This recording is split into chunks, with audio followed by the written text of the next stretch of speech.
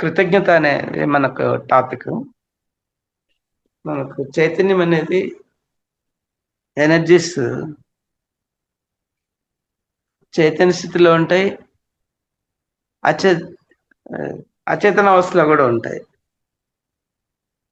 ఇప్పుడు అచేతనావస్థ అంటే మనకు తీసుకుంటే ఐదు సామ్రాజ్యాల్లో మనకు మినరల్ కింగ్డమ్ ఏదైతే ఉందో అక్కడ అచేతన అవస్థలో ఉంటుంది.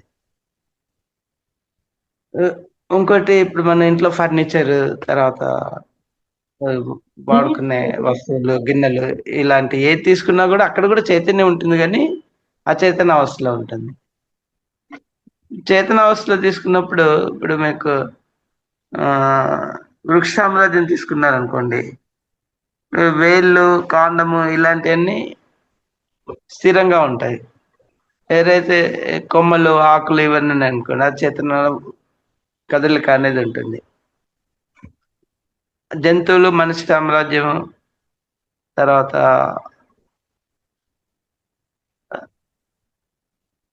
దేవ సామ్రాజ్యం, పక్షులు ఇవన్నిట్లో కూడా చేతన అవస్థలో ఉంటుంది.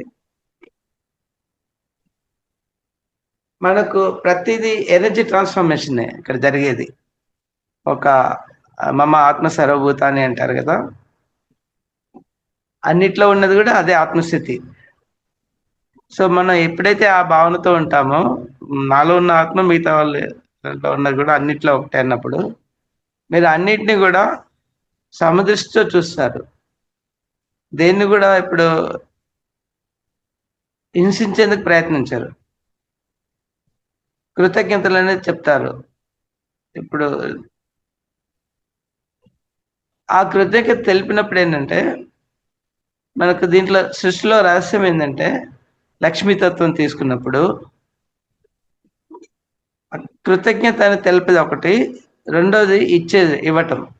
ఈ రెండు, ఎందుకంటే కనకదార కదా, మీకు లక్ష్మీదేవి సింబాలిక్ మీరు తీసుకున్నప్పుడు ఆ కుంభంలో నుంచి మీకు ఆ కనకదార కంటిన్యూ అవుతూ ఉంటుంది. సో ఆ కనకదారాన్ని మీరు కంటిన్యూ చేసినప్పుడే మీకు సమృద్ధి, సంపద అనేది ఉంటుంది. సో మీరు ప్రకృతి మీకు ఏదైతే ఇస్తుందో, యూనివర్స్, మీరు దైవమే అనుకోండి, ఏదైనా అనుకోండి,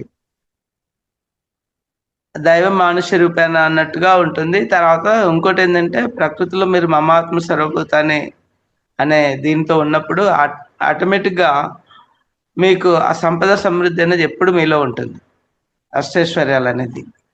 సో అదే మనకు దానిలో సృష్టి రహస్యం. దాన్ని కనుక మనం పాటించినప్పుడు మనలో ఎక్కడ ఎలాంటి లోపాలు రావు. మీరు ఏదైతే ఇస్తారో తిరిగి మీకు అదే వస్తుంది. దాన్ని నేను ప్రాక్టికల్గా అనుభవించాను. ఈ ఈ మధ్యలో నేను హిమాలయన్ టూర్స్కి ఒక సంవత్సరాలు పాటు 5 టూర్లు చేశాను ఇప్పటికీ. వెళ్ళిన ప్రతి చోట నేను వెళ్ళింది కొన్ని టూర్లలో ఏంటంటే తెలిసిన సేమ్ టూర్ ఆపరేటర్స్ 2-3 టూర్లు వెళ్ళాను. మొన్న రీసెంట్గా వెళ్ళింది మాత్రం కొత్త వాళ్ళే, నాకెవరు తెలిసిన వాళ్ళు లేరు. బట్ నేను వెళ్ళిన చోట ఎక్కడ కూడా నాకు ఆ లోటు అనేది కనిపించలేదు. కొత్త వాళ్ళు కానీ, పాత వాళ్ళు కానీ, అంటే వాళ్ళంతట వాళ్ళుగా వచ్చి నాకు, అంటే నేను అడగకున్నా కూడా నాకు ఆ సహాయం అనేది చూస్తుంటే నేను ప్రకృతికి చాలా చాలా కృతజ్ఞతలు తెలుపుతున్నాను. ఎగ్జాంపుల్ ఏంటంటే 1156 కట్ ఆఫ్ డేట్ పెట్టారు, ఏది అమర్నాథ్ యాత్రకి. నాది 55 డిసెంబర్ 10th, అంటే ఒక 21 days డిఫరెన్స్ ఉంది. సో కంప్యూటర్ ప్రాసెస్లో నాది యాక్సెప్ట్ చేయలేదు. కానీ ఆ అమ్మవారి అనుగ్రహంతో నాకు పాస్ అనేది వేరే రూపంలో వచ్చింది. టూర్ ఆపరేటర్స్ తీసుకొచ్చారు. తీసుకొచ్చిన తర్వాత వాళ్ళు చెప్తే నేను టోలీలో వెళ్ళమని వాళ్ళు చెప్పారు. ఎందుకంటే బహుశా వాళ్ళ దృష్టిలో ఏంటంటే సేఫ్టీ గురించి, ఏజ్ ఫ్యాక్టర్ అవన్నీ తీసుకొని నన్ను టోలీలో వెళ్ళమన్నారు. బట్ నేను మొదటిసారి టోలీలో వెళ్ళటం, నాకు ఎప్పుడు కూడా గుర్రాల మీద వెళ్ళటం నాకు చాలా సంతోషంగా అనిపించేది. ఆ సంతృప్తిని నేను అనుభవించాను. ఇది మొదటిసారి నేను వాళ్ళు చెప్పడం వల్లే నేను టోలీలో వెళ్ళాను. టోలీలో వెళ్ళినా కూడా నాకు వాళ్ళు కూడా మనలాగానే మనుషులు గదా! వాళ్ళు నన్ను ఆ టోలీలో తీసుకెళ్తుంటే నాకు చాలా బాధగా అనిపించేది. ఎందుకంటే అది చాలా టఫ్ ట్రావెల్ అనేది. స్టీప్‌గా ఉంటుంది. రోడ్డు ఉంటుంది. టైల్స్ మీద ఏసుంటాయి. అందులో వర్షం ఒక 2 అవర్స్ నుంచి వర్షం పడటం వల్ల ఏందంటే స్లైడింగ్ అయిపోయి మొత్తం బురద. ఆ బురద గూడా కొంచెం గాదు. మన పాదం మునిగేంత వరకు బురదుంది. అలా వాళ్ళు స్లిప్ అని కంపల్సరీ జరుగుతుంది. ఆ స్లిప్ కాకుండా ఏంటంటే వాళ్ళు ఒకరినొకరు పట్టుకుంటూ టోలీ మోసుకుంటూ వెళ్తుంటే ఆహ్, నా మనసులో చాలా బాధగా అనిపించింది. వాళ్ళకి చెప్పాను నేను దిగుతాను అని. "వద్దు సార్ మీరు దిగొద్దు. మీ ఏజ్ ఫ్యాక్టర్ కూడా అది తీసుకోవాల్సొస్తుందంటే" లేదు లేదు నాకు అలవాటే ఇది. హిమాలయన్ టెర్రైన్‌లో నాకు ఇది మొదటిసారి కాదు ప్రయాణం చేయటం అనేది. లేదు బురదలో మీరు స్లిప్ అవుతారంటే నేనన్నాను. "మీరు ఈ చెయ్యి నాకివ్వండి. నేను నడుస్తాను మీ చేయి పట్టుకొని." చూడండి నేను పోయినప్పుడు మళ్ళీ టోల్ ఎక్కుతానని చెప్పాను. అలా దిగిన తర్వాత ఒక 20 మినిట్స్ ట్రావెల్ చేసాము. అక్కడ ఒక ప్లేస్ కాళీ టెంపుల్ ఉంటే అక్కడ చూసేసి, ఇంతలో వాళ్ళు రెస్ట్ తీసుకున్నారు. ఆ తర్వాత మళ్ళీ నన్ను టోలీ ఎక్కమన్నారు. అలా ఎక్కాను. ఎక్కిన తర్వాత కూడా నేను మళ్ళీ దిగాను. మళ్ళీ దిగి ఒక 20 మినిట్స్ మళ్ళీ ట్రావెల్ చేశాను. 40 మినిట్స్ అప్‌లో ట్రావెల్ చేశాను. తర్వాత ఒక 300 మెట్లు టెంపుల్‌లోకెళ్ళేందుకు. అది నా అంతట నేనుగా ఎక్కి దర్శనం చేసుకొని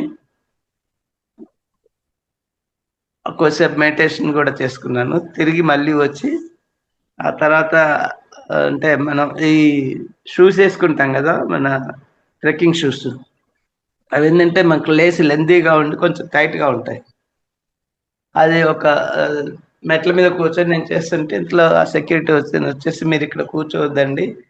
మళ్ళీ వేరే వాళ్ళు కూర్చుంటే దారి బ్లాక్ అవుతుందంటే, లేదు నేను జస్ట్ షూస్ యేసుకునేందుకు కూర్చున్నానని చెప్పానండి.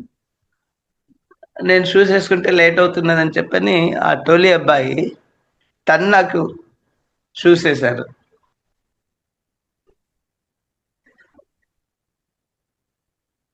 అంటే నేను అడక్కపోయినా గూడా ఆ పిల్లలు వాళ్ళు మనకు ఏ విధమైన సంబంధం లేదు వాళ్ళకి మనకి. రిలీజియస్‌గా తీసుకున్న తర్వాత వాళ్ళు తర్వాత ఇంకోటి ఆ అబ్బాయి అన్నాడు. నేను లాస్ట్ ఇయర్ వరకు టెంపుల్‌కెళ్ళి నేను దర్శనం చేసుకున్నాను. మీరు అంటే మరి ఇందాక నాతో రావచ్చు గదా! అని అడిగాను. అడిగితే లేదు సార్ కావాలంటే మళ్ళీ వెళ్దాం అన్నాడు. మళ్ళీ ఇద్దరం పైకెళ్దాం అని చెప్పాను నాకు. అంటే ఆల్రెడీ నేను దర్శనం చేసుకున్నాను. ఇంకోటేంటంటే అక్కడ ఆ మంచులింగము శివరూపంది ఏదైతే ఉందో అది 4 డేస్‌కే కరిగిపోయింది. టెంపరేచర్స్ ఒకటి, ఇంకోటి డైలీ ఒక 40,000 అంటే నియర్లీ 1.5 లాక్స్ పీపుల్ దర్శనం చేసుకున్నప్పుడు వాళ్ళ శ్వాసలో నెగెటివ్ ఎనర్జీస్ కార్బన్ ఎక్కువుంటుంది గదా! ఆ కార్బన్ ఎక్కువుండటం వల్ల ఆ శివరూపం అనేది ఆహ్, ఆ మంచులింగం అనేది కరిగిపోయింది. లాస్ట్ ఇయర్ 7 డేస్ ఉందంట. అంతకుముందు ఇయర్ 10 డేస్, తర్వాత 15 డేస్ ఇలా. గ్రాడ్యుయల్‌గా ఏంటంటే number of people visiting per day పెరగటం వల్ల అది తొందరగా మెల్ట్ అయిపోయింది ఈసారి. అందులో బయట టెంపరేచర్స్ గూడా ఎక్కువున్నా కూడా బయట టెంపరేచర్స్ మ్యాటర్ గాదులే. ఎందుకంటే నేను చూసాను అది ఏదైతే పంచతరణి నది ఉంది. పంచతరణి ఒక మంచు కొండలు పక్కనే జస్ట్ 300 మీటర్స్ కూడా ఉండవు. ఆ నది పైన మంచు అనేది గడ్డలు గడ్డలుగా అలానే ఉంది. ఒక బ్రిడ్జ్ లాగా కవరప్ చేస్తది. కానీ ఇక్కడ గోలో ఉన్న శివలింగం మాత్రం కరిగిపోయింది. ఒకటి పార్వతీ మాత అది ఏదైతే ఉందో రూపమో అది ఉంది. మామూలుగా అది 1 మంత్ వరకు ఉంటుందంట. ఆ తర్వాత అమర పక్షులు అవి గూడా కనిపించాయి.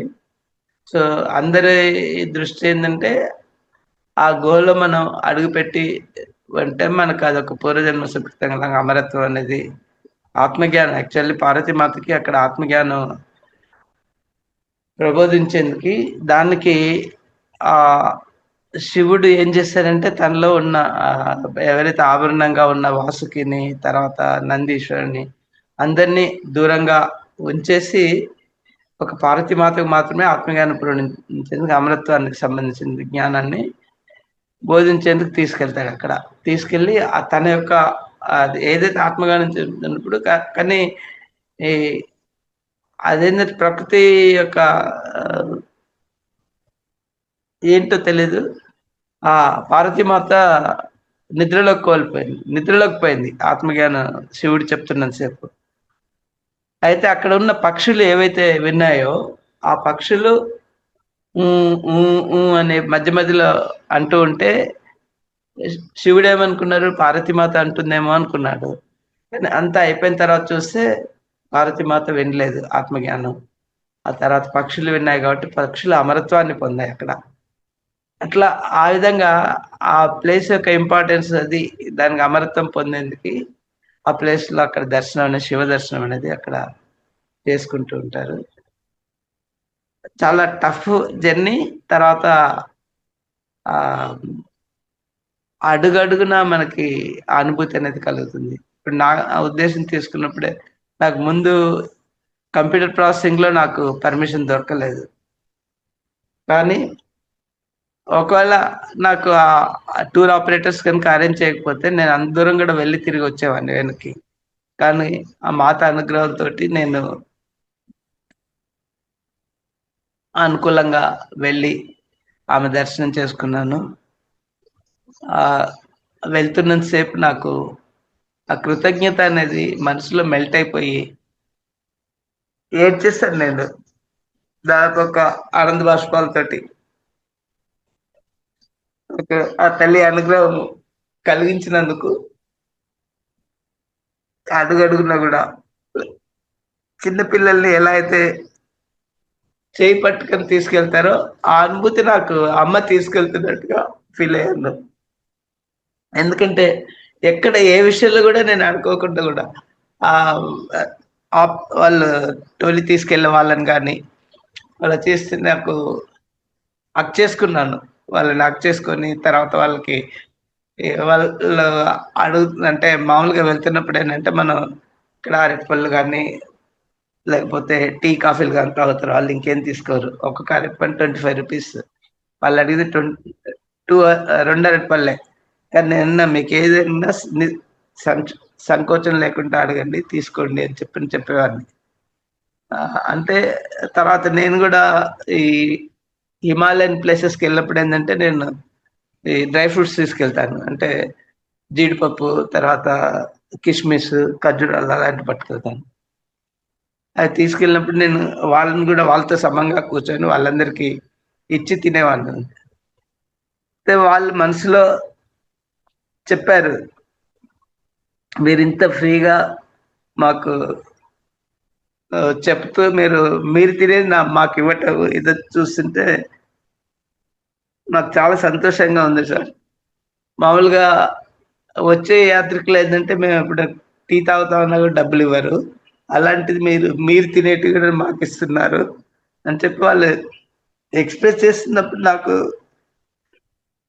చాలా సంతోషంగా అనిపించింది. ఇంకోటి ఏంటంటే వాళ్ళు మనస్ఫూర్తిగా, అంటే వాళ్ళు చేస్తుంటే నేను ఇది మొదటిసారి టోలీ ఎక్కటం అనేది. నేను ఎప్పుడు గుర్రాల మీదనే వెళ్తాను. టోలీలో ఎక్కుతుంటే నాకు ఒక బాధగా అనిపిస్తుంది. ఎందుకంటే మీరు మాలాగానే కదా, మీరు మమ్మల్ని తీసుకెళ్తున్నప్పుడు అంటే మీరు అలా భావన చేయకండి సార్. ఎందుకంటే మాకు ఈ సంవత్సరంలో వచ్చేది నెల రోజుల ఆదాయము.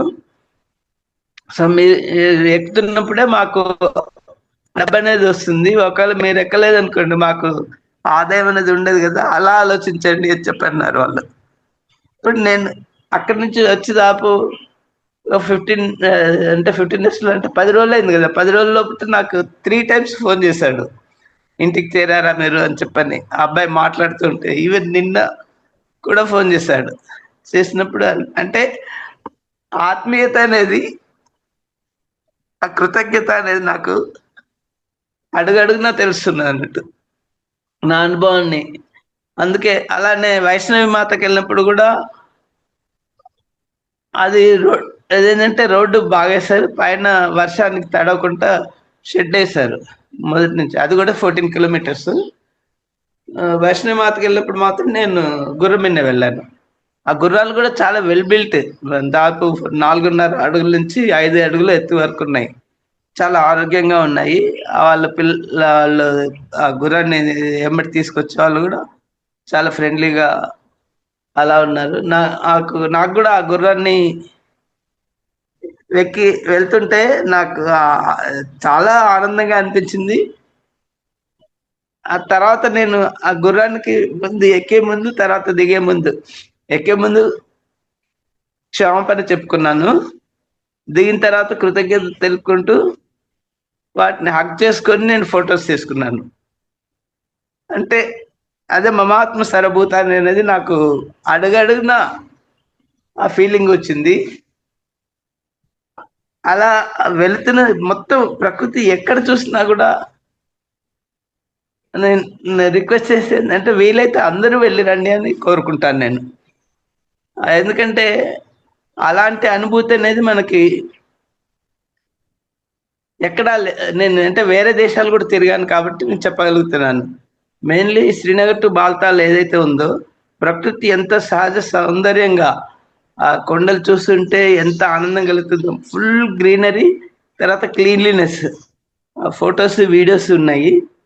అలానే మీకు సోన్మార్గ్ అనే ప్లేస్ ఉంది. ఆ సోన్మార్గ్ లో కూడా మీకు చుట్టూ 4 పక్కల మీకు ఆ కొండలు గ్రీనరీతో ఉంటుంది. ఒక పక్కన సెలయేరు అంటే నది ప్రవహిస్తూ ఉంటుంది, పంచతరణి అన్నది. అక్కడ ఎక్కువ సినిమా షూటింగ్స్ తీస్తారంట. అందులో రీల్స్ తయారు చేస్తే నేను కూడా ఒక రీల్ చేయించుకున్నాను, 1 minute 10 seconds. ఆ తర్వాత ఈ నేను లాస్ట్ ట్రిప్ లో ఏదైతే ఆది కైలాష్, ఓం పర్వత అవి చూసానో వాటిని కూడా నేను తయారు చేసుకున్న ఒక రిలవెంట్ గా శివుడి మీద పాట పెట్టుకొని ఆ ఇంపార్టెంట్ దారిలో ఏవైతే మన పిక్చర్స్ ఉన్నాయో ఆ గ్లిమ్స్ అన్ని అందులో పేస్ట్ చేసి ఒక సాంగ్ లాగా తయారు చేశాను. ఈ టూర్ది కూడా నేను ఆ ఒక్క అమర్నాథే కాకుండా సుమారుగా 8 శక్తిపీఠాలు వేరు వేరు చోట్ల అవన్నీ చూశాను. కురుక్షేత్ర ఒకటి చూశాను. కురుక్షేత్ర కూడా అన్ని వివిధ ఘట్టాలు అంటే పర్వంలో అభిమన్యు చంపిన ప్లేస్, అభిమన్యుపురం అనే ఆ ఊళ్ళో అభిమన్యుని ఆ రథచక్రంతో ఒక బొమ్మ పెట్టడం, తర్వాత గంగా అవతరణం, ఆ, ఇతని భీష్ముడికి అంపశయ మీద ఉన్నప్పుడు అర్జునుడు అది బాణంతో గంగావతరణం చేసి నీరిస్తారు కదా. ఆ ఆ ప్రాక్టికల్ గా వాళ్ళు అక్కడ ఎక్కడైతే జరిగిందో అక్కడ విగ్రహాల్లాగా బొమ్మలు తయారు చేసి అవి చేశారు. తర్వాత మీకు ఈ లేజర్ షో, మ్యూజియం కూడా, మ్యూజియం కింద సైన్స్ పరంగా ఉంది, పైకి వెళ్ళినప్పుడు మొత్తం ఈ పర్వాలు అయితే 18 పర్వాలు ఉన్నాయి కదా, భీష్పరము, అదే ఈ మన ద్రోణపర్వము, కర్ణపర్వము, శల్యపర్వము, అలా ఆ పర్వాలన్నీ ఆ సంఘటనలు ఆ యొక్క వీటిని గుర్రాలు, ఏనుగులు, తర్వాత సైనికులు, ఆ రథాలతో పాటు ఏదైతే ఉన్నా అలా బొమ్మలు తయారు చేసి చాలా బాగా చేశారు. అంటే మనకు కళ్ళకు కట్టినట్టుగా కనిపిస్తుంది. ఆ విధంగా ఆ సీన్స్ అవన్నీ చూస్తున్నప్పుడు మనకి ఆ ఆ యుద్ధంలో మనం పాల్గొన్నట్టుగా ఆ భావన వస్తుంది. అవన్నీ ఎక్కడ చూసినా కూడా ఏ ఏ స్థితిలో కూడా చూసినా కానీ నాకు అమ్మవారి అనుగ్రహం అనేది అడుగడుగునా నాకు కలిగింది. ఎందుకంటే నేను వెళ్ళింది ఒక్కరినే అయినా కూడా నాకు వచ్చిన తోడుగా అంటే ఎవరైతే ఇప్పుడు ఒక ఆటో అబ్బాయిని తీసుకున్నా, లేకపోతే పోర్టర్స్ తీసుకున్నా, ఎక్కడ తీసుకున్నా కానీ నాకు లోటు అనేది కనిపించలేదు. అందరు ఆప్యాయంగా వాళ్ళంతట వాళ్ళే రావటం, హెల్ప్ చేయటము, తర్వాత మనస్ఫూర్తిగా అన్ని ప్లేసెస్ చూపెట్టడము. సో ఆ కృతజ్ఞత అనేది నాకు ఇప్పటికీ అడుగడుగునా ఆ ఫీలింగ్ కలుగుతున్నది. నేను దాంట్లో మన లలిత మేడంకి కొన్ని వీడియోస్, పిక్చర్స్ మేడం ఒకసారి చూపెడతారా వీళ్ళకి షేర్ చేసి చేసిన తర్వాత మనం క్వశ్చన్ ఆన్సర్స్ సార్ చేస్తాను. సెషన్ తీసుకుందాం. చేస్తాను. అది మనం ఏ భావనతో ఉంటామో ఆ భావన మనకు ప్రకృతి రెసిప్రొకేట్ చేస్తుంది. అది నేను అడుగడుగునా చూశాను. అది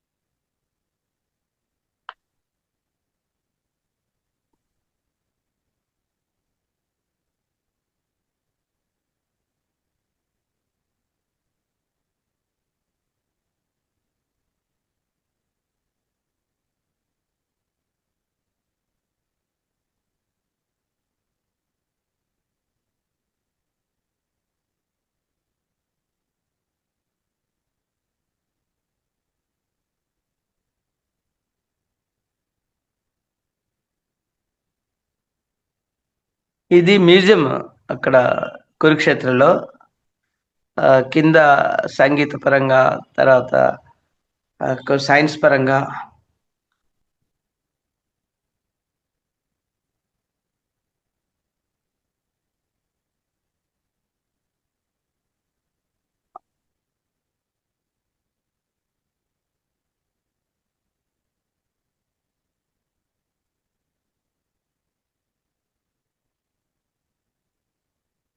కింద మొత్తం సైన్స్ పరంగా అది మ్యూజియం. పైన వచ్చేసి ప్రాక్టికల్ గా యుద్ధం జరిగిన అవన్నీ తీశారు.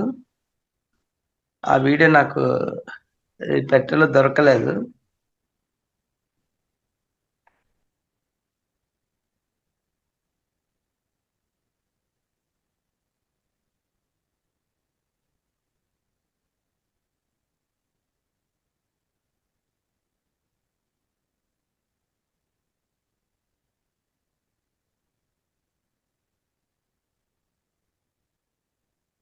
ఇది తప్పనిసరిగా చూడవలసిన మ్యూజియం. ఒకటి సైన్స్ నాలెడ్జ్ వస్తుంది, ఇంకోటి ఈ మనకు ఆ కురుక్షేత్ర సంగ్రామం ఎలా జరిగిందని ప్రాక్టికల్ కళ్ళకు కట్టినట్టుగా వాళ్ళు ఆ బొమ్మలు తయారు చేయటం, అవన్నీ చూస్తుంటే మాత్రం అద్భుతమైన ఇది.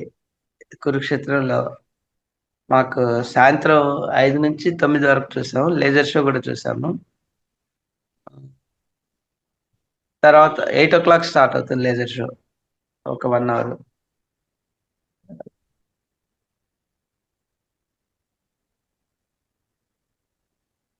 ఈ దేవాలయం,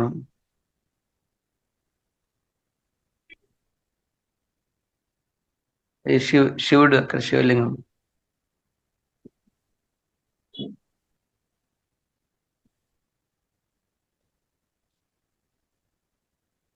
ఇది కూడా మ్యూజియమే.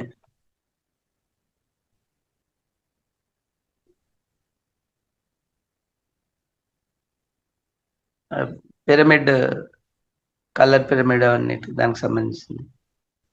ఇక్కడ వచ్చేసి అక్కడ వీళ్ళు మన నాగరికత అప్పుడు సింధు నదిలో మొహంజదారో, హరప్ప వాళ్ళ జీవన విధానం అదంతా చూపెడుతూ ఆ బొమ్మలు తయారు చేస్తారు అక్కడ.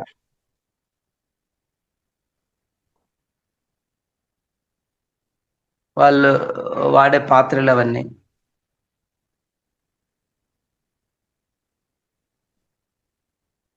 ఆ కుండలు అవన్నీ ఎలా ఉన్నాయి. తర్వాత వాళ్ళు ఎంత తెలివిగల వాళ్ళు చూడండి. అప్పుడే వాళ్ళు మెటల్స్ ని కరగబెట్టి తయారు చేశారు. ఇనుము, బంగారము, అన్ని రకాలు.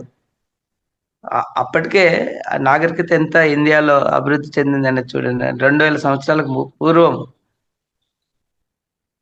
అప్పుడు మిగతా ప్రపంచం వాళ్ళకి నాగరికత అంటూ తెలియదు. ఆ టైంలో వీళ్ళు మనకు ఇనుము, బంగారము అలాంటివి మెటల్స్ కరగదీసి చేశారంటే ఆలోచించండి మనం ఎంత అడ్వాన్స్డ్గా ఉన్నాం ఇండియా అనేది అప్పుడు ఆ రోజుల్లో నాగరికత రూపంలో.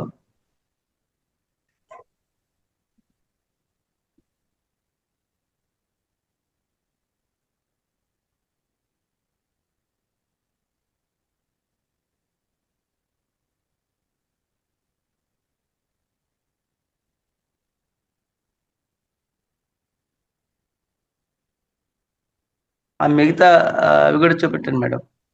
ఏది యుద్ధం జరిగిన ప్లేస్, లేజర్ షో సంబంధించినవి. ఆ ద్రౌపది వస్త్రాపరణ మూలమని దాన్ని చూపెడుతూ అక్కడి నుంచి కురుక్షేత్ర సంగ్రామం ఎలా జరిగింది అనేది లేజర్ షోలో చాలా చాలా బాగా తీశారు. ఈవెన్ అక్కడ సరస్సు అంటే బ్రహ్మ ముందు హోమం చేసి యజ్ఞం చేసిన తర్వాత ఇది ఆ సరస్సు బ్రహ్మ సరస్సు అంటారు. శివాలయం ఉంది అందులో. ఇంకో చోట ఏంటంటే వాళ్ళు హోమ యజ్ఞం అయిన తర్వాత కురుక్షేత్ర సంగ్రామం అనేది స్టార్ట్ చేస్తారంట శ్రీకృష్ణ వారు. సో అందులో ఇక్కడ దగ్గరలో కాదు, అది 18 కోర్సులు అంటారు ఆ మొత్తం యుద్ధం జరిగిన ప్లేస్. మనం చూసింది ఓన్లీ కురుక్షేత్ర విలేజ్, ఆ చుట్టుపక్కల గ్రామంలో ఉన్నది చూసాము. 18 కోర్స్, ఒక కోర్స్ అంటే 8 మైళ్ళు, అంటే 200 మైళ్ళ సుమారుగా దూరంలో అంత సైన్యంతో అక్కడ యుద్ధం జరిగింది. సో మాకు ఒకరోజు సాయంత్రం 5 నుంచి 9 వరకు చూసాము, రెండో రోజు 9 నుంచి సుమారుగా 1:30 వరకు చూసాం. అన్ని ప్లేసెస్, దేవాలయాలు, సరస్సులు, ఆ తర్వాత గీతా జ్ఞాన మందిర్ అని ఉంది, అవి, ఇస్కాన్ టెంపుల్, లోకల్ టెంపుల్స్, తర్వాత శక్తిపీఠం ఉంది, భద్రకాళి అని శక్తిపీఠం. మేడం మిగతాయి కూడా చూపెడతారా? ఇది మ్యూజియం అయిపోయింది, మిగతా చూపెట్టండి.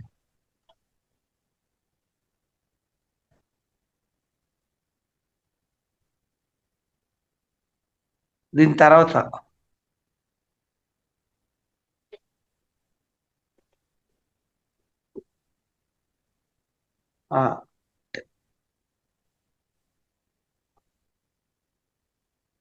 భద్రకాళి టెంపుల్ అంటే అది శక్తిపీఠం, అమ్మవారి యొక్క కుడిపాదం, యాంకిల్ అంటారు కదా, అంటే మోకాల నుంచి కింద ఏదైతే పాదం ఉందో అది కూడా వాళ్ళు బొమ్మగా తయారు చేసి పెట్టారు. భద్రకాళి మాత విగ్రహాన్ని ప్రతిష్ఠించి, అది పడిన ప్లేస్ ఏదైతే ఉందో ఆ బావి కూడా అక్కడ ఉంది.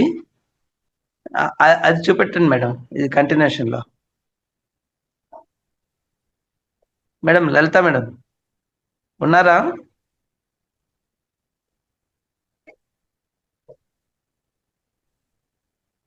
అది ప్లే చేస్తారా మిగతాయి?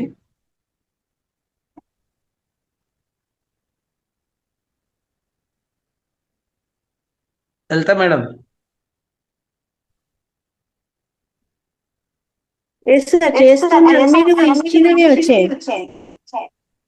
లేదు, మిగతా కూడా ఉన్నాయి చూడండి, మిగతా కూడా పంపించండి, ఎగ్జిబిషన్ కాదు.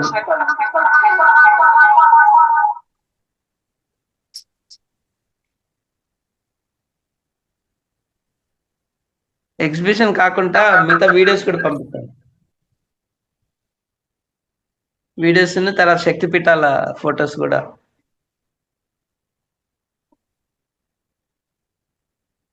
ఎగ్జిబిషన్ లాస్ట్ మీరు ఈ ఫైల్, దానికి ముందు వచ్చాయి కొన్ని.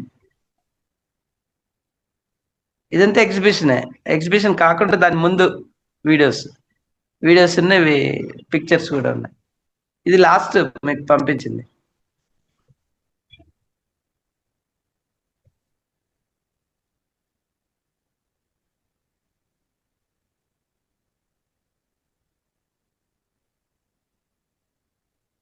దీన్ని షేర్ చేయాలని నాకు చెప్తారా, టెక్నిక్ ఏంటి ఎలా?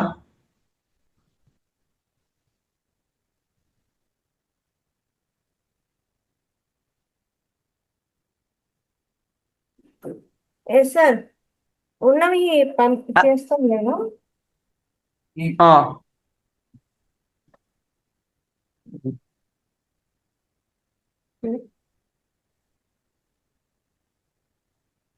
రెండు రీల్స్ వీడియోస్ పంపించాను, ఒకటి ఆది కైలాష్ ఓం పర్వత దాని మీద, రెండోది వచ్చేసి ఇది మ్యూజియమా సార్? ఇది అయిపోయింది, ఇంక వేరేది ప్లే చేయండి. వేరే వీడియోస్ ఉన్నాయి కదా,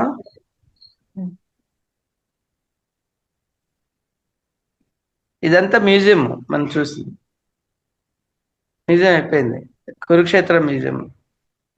ఇంకో వీడియో కూడా ఉండాలి కానీ అది నాకు ఇమ్మీడియట్ దొరకలేదు.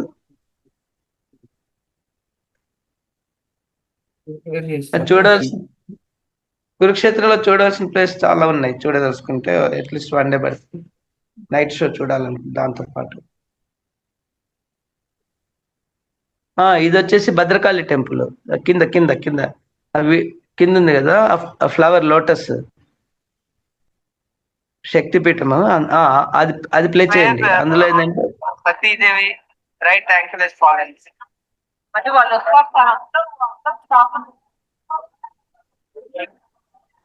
ఆ బావిలో పడిన చోటు దాన్ని సీల్ చేసి పైన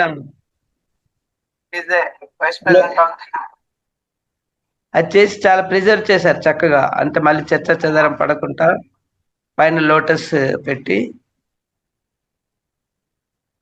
అమ్మవారి పాదం పడిన మోకాల నుంచి కింది భాగం కింద పడింది. ఇది వచ్చేసి మీకు ఫోటోలో అమ్మవారి పాదం కూడా కనిపిస్తుంది. ఈ వీడియో కాకుండా ఫొటోస్ ఉన్నాయి చూడండి.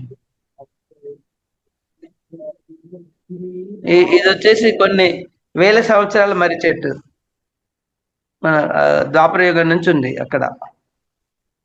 మనం వెళ్ళి ఆ చెట్ల వేర్లు పట్టుకున్నా, వాటిని హక్ చేసుకున్నా కూడా మనకి ఎంతో ఎనర్జీస్ వస్తాయి. ఎందుకంటే కొన్ని వేల సంవత్సరాల చెట్లు కదా. ఆ ఊడల్ని మనం ఆ వేర్లని పట్టుకొని 5 minutes అక్కడ ఉంటే చాలు, ఇంకా వేరే ఏం చేయాల్సిన అవసరం లేదు. మన ఎనర్జీస్ కావాలంటే సహజంగా ఆ ప్లేస్లోనే మనకి ఎనర్జీస్ వస్తాయి. ఇంకా తొందరగా కావాలనుకుంటే వీటిని అనుసంధానం చెందినప్పుడు మనకి ఇంకా ఫాస్ట్గా వస్తాయి. మిగతా ఫొటోస్ కూడా చూపెట్టండి. దీని తర్వాత అమ్మవారి పాదం ఉంటుంది, అక్కడ అమ్మవారు ఉంటుంది, భద్రకాళి అమ్మవారు. తర్వాత సతీదేవిని శివుడు క్యారీ చేస్తున్నట్టుగా విష్ణుమూర్తి వచ్చేసి గరత్ మందిర్ పై నుండి చక్రంతో కట్ చేసేందుకు ప్రయత్నం చేస్తాడు, అంటే ఫాలో అవుతాడు అక్కడ. అది చాలా ఇది వచ్చిందా సార్? ఏండి ఇప్పుడు వచ్చేది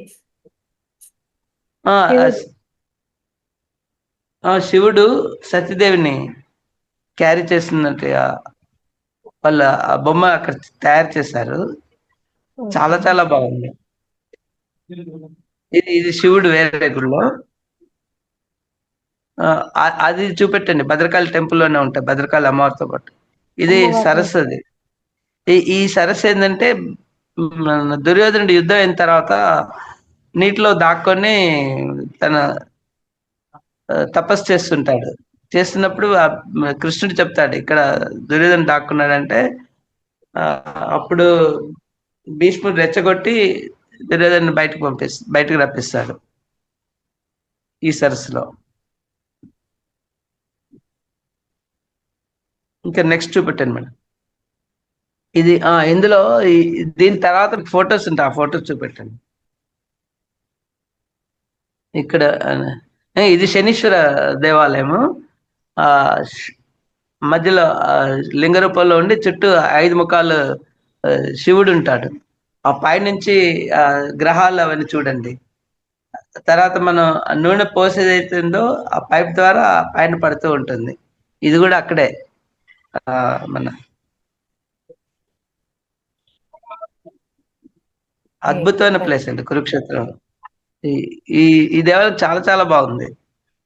శనీశ్వర ఆలయము పంచముఖాలతో శివలింగాన్ని పెట్టి ఆ పైన గ్రహాలన్నీ వాళ్ళ కన్స్ట్రక్షన్ చేసిన విధానానికే మనం అపురూపమైన కన్స్ట్రక్షన్స్, అద్భుతమైన. వేరే ఫోటో ఆ సతీదేవిని చూపెట్టండి. ఇది దీని తర్వాత వస్తుంది. దీని నెక్స్ట్ ఫొటోస్లో ఇది కాదు, ఇంకా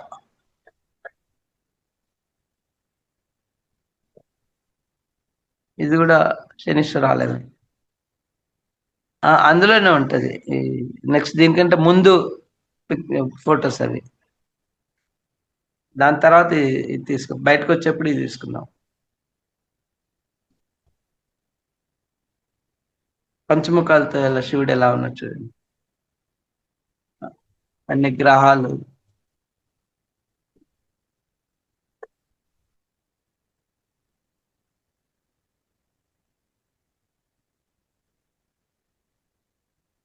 ఇది కాకుండా వేరే చూపెట్టండి మేడం, ఫార్వర్డ్ చేయండి. ఇంకా నెక్స్ట్ వెళ్ళండి, ముందుకెళ్ళండి. సతీదేవి చాలా బాగుంటుంది, అది చూపెట్టండి. ఇది వచ్చేసి ఈ ద్వారం ద్వారా మనం బయటకు వస్తాం. వచ్చిన తర్వాత సతీదేవి ఉంటుంది, అక్కడ చక్రవ్యూహం రాసి ఉంటుంది. ఇది సతీదేవి చూడండి. శివుడు అంటే మనం ఆ కథల రూపంలో ఉంటాయి. ఇక్కడ చూడండి ప్రాక్టికల్ గా ఎలా చేశారు వాళ్ళు. ఇక్కడ వెనకాల విష్ణుమూర్తి వచ్చి చక్రం సుదర్శన చక్రంతో సతీదేవి భాగాల్ని కట్ చేసేందుకు ప్రయత్నిస్తాడు. శివుడు సతీదేవిని ఆ దక్ష యజ్ఞం తర్వాత ఆమెని క్యారీ చేస్తున్నాడు చూడండి. ఎంత బాగుంది అది. న్యాచురల్ గా అంటే మనకు కళ్ళకు కట్టొచ్చినట్టుగా ఆ ఆ సంఘటన మనం చూస్తున్నట్టుగా ఫీలింగ్ వస్తుంది. అమ్మవారు ఎంత అద్భుతంగా ఉన్నారు చూడండి. అందుకే ఆమెను మించిన అందగత్తె ఎవరు లేరనే దానికి నిదర్శనం ఇదే, ఈ ఫోటో.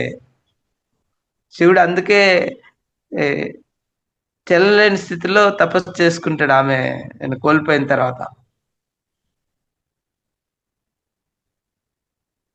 ప్రపంచాన్ని పట్టించుకోకుండా అలా జరిగింటే ఆ అర్ధవయస్సు తత్వంలో వాళ్ళు ఉన్న చక్రవ్యూహం, అర్ధవయస్సు తత్వంలో వాళ్ళు ఎంత సహజంగా ఉన్నారనే దాన్ని ఇదే మనకి నిదర్శనం.